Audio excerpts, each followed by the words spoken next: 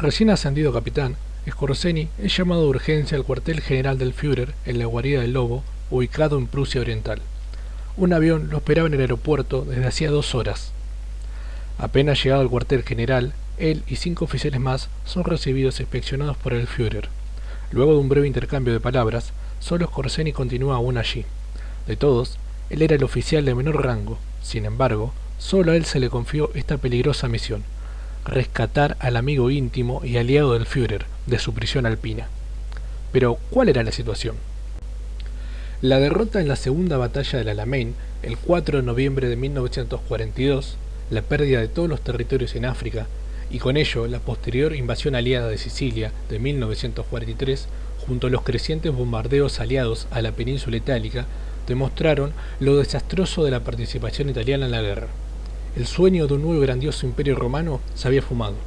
Italia ya no era el ejemplo de nación que fue durante los años 30, y el duce, quien había sido aclamado incluso por Winston Churchill, se estaba convirtiendo cada vez más en un mero títere. Debido a esto, el rey Víctor Manuel III derrocó a Mussolini el 25 de julio de 1943 y ordenó su arresto con la complicidad del Gran Consejo Fascista. Lo verdaderamente preocupante para Hitler fue el armisticio firmado entre los italianos y los aliados el 3 de septiembre, armisticio que se hizo público el 8 de septiembre y los dejaba vulnerables a una invasión aliada por el territorio de Italia. Por esto, se hacía cada vez más necesario liberar a su fiel aliado para continuar la guerra, cueste lo que cueste. Pero, ¿por qué asignar tal misión a Skorzeny? El propio Skorzeny se lo preguntaría 30 años después en entrevistas y autobiografías. Después de todo, había militares de mayor graduación y experiencia. ¿O no? Desde el canal se deja muy en claro que no se realiza apología al nazismo ni a sus políticas criminales. Solo nos referimos a los detalles técnicos de la operación de rescate y a las cualidades profesionales y técnicas de Skorzeny, ambas catalogadas por los aliados como brillantes. Skorzeny era un soldado experimentado, jefe de una compañía de comandos de 35 años y unos imponentes 1,93 m, fornido soldado y eximio esgrimista, con una cicatriz que lucía cual medalla, y razón por la cual los aliados lo llamarían por el nombre código de Scarface. Como oficial, ya había participado entre 1940 y 1941 en las campañas en Francia, Holanda y los Balcanes. Luego, durante la campaña rusa de 1941, le otorgan la Cruz de Hierro, hasta que cae enfermo y es enviado de vuelta a Viena en diciembre. Al regresar a Alemania, es ascendido a Hauptsturmführer, capitán de la reserva y destinado a los servicios de inteligencia en la Oficina Central de Seguridad del Reich en Berlín. Tras este destino, es nombrado jefe de comandos y se le encarga la tarea de entrenar tropas especiales para labores de guerra de guerrillas, sabotajes, secuestros, etc. Su unidad recibió el nombre de Friedenthal. Personalmente, poseía un excelente dominio de las armas de fuego y del manejo de explosivos, así como la capacidad para expresarse a la perfección en idiomas extranjeros y conducir toda clase de vehículos. Como si esto no fuera suficiente, era originario de Austria, al igual que el mismo Führer, y cuando éste le preguntó a Skorzeny sobre su opinión respecto de Italia, Scarface le contestó: «Soy austríaco, mein Führer. La pérdida del Tirol del sur a manos de Italia, hecho sucedido tras la Primera Guerra Mundial, es una espina que todo austríaco lleva clavada en el corazón», lo cual terminó de inclinar la balanza a su favor. La operación. Lo primero era reunir la inteligencia sobre la ubicación secreta de reclusión de Mussolini. Desde el mismo momento en que éste fue destituido, su lugar de detención fue un misterio, y un secreto de Estado conocido solo por unos pocos. Tras una noche de preparativos, Skorzeny seleccionó un grupo de 50 de sus hombres y sin perder tiempo viajó a Italia al día siguiente. Al mediodía del 27 de julio, Skorzeny llegaba a Roma, y pocas horas después lo hacían sus hombres. En Italia circulaban toda clase de rumores acerca del paradero de Mussolini. Una de las primeras pistas a investigar era que el dictador italiano estaba recluido en la isla de la Maddalena. Al parecer, en los bares se rumoreaba que un personaje importante se encontraba en dicha isla. Luego se pudo determinar que unos 150 hombres custodiaban al dictador italiano. Temiendo un movimiento alemán, sus guardias se apresuraron a sacar a Mussolini de la isla a bordo de un hidroavión de la Cruz Roja. Para cuando los alemanes se disponían a rescatar a Mussolini, el duce ya había sido cambiado de ubicación. No fue hasta septiembre de 1943 cuando los alemanes detectaron una transmisión de radio que indicaba que se estaban desplegando fuertes medidas de seguridad en torno al Gran Sasso. En un principio se consideró la información como falsa, pero Skorzeny y Student investigaron por su cuenta y uno de los testigos mencionó la presencia de un hidroavión de la Cruz Roja. Esa era la pista clave que confirmaba la veracidad de la información.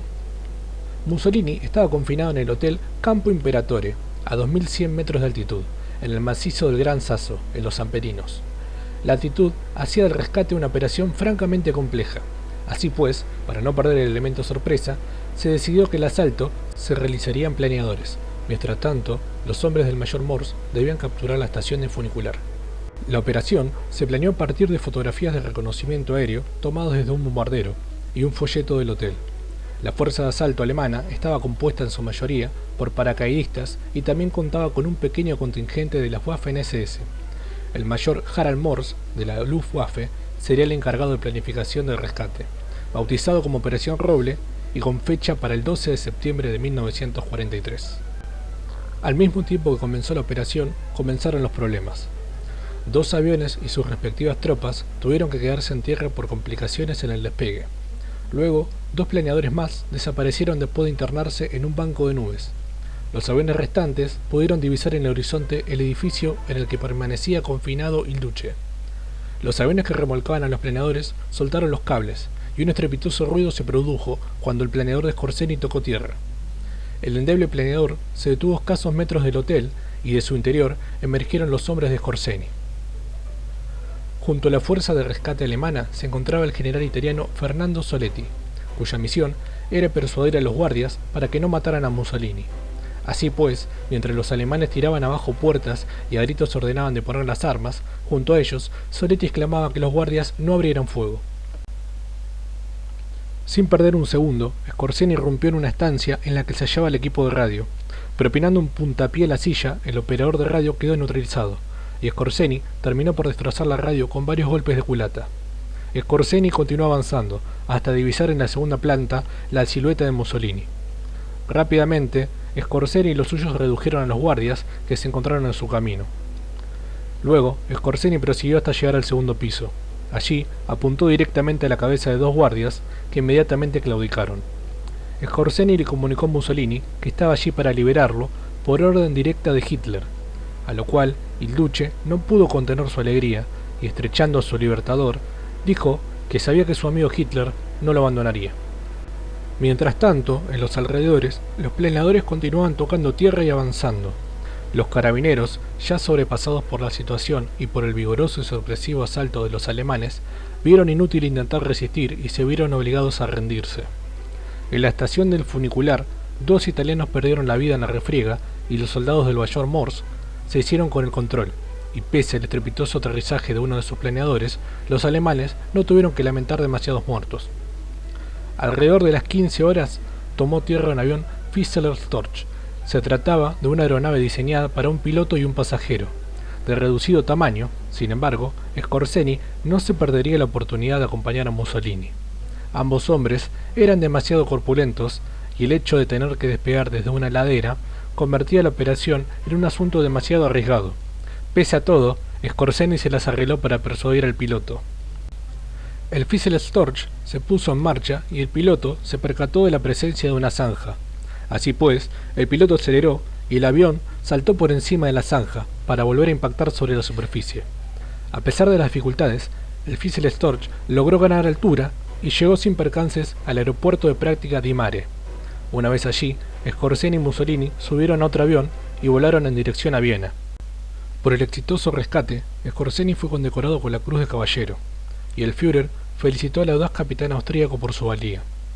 Por su parte, el aparato de propaganda nazi le dio gran difusión al rescate, algo que desagradó enormemente al general Student, quien, creyendo que sus méritos habían sido usurpados por Skorzeny, protestó, pero no pudo revertir la gran admiración que Hitler profesó a Skorzeny en la propaganda alemana. Finalmente, Mussolini fue designado como líder de la República Social Italiana, que no era más que un régimen títere del Tercer Reich con el nombre de República del Saló. Por su parte, Skorzeny regresó junto a sus hombres, informándoles de que disponían de varios días de permiso y entregándoles algunas condecoraciones. Por esta acción, Skorzeny fue declarado por los aliados el hombre más peligroso de Europa.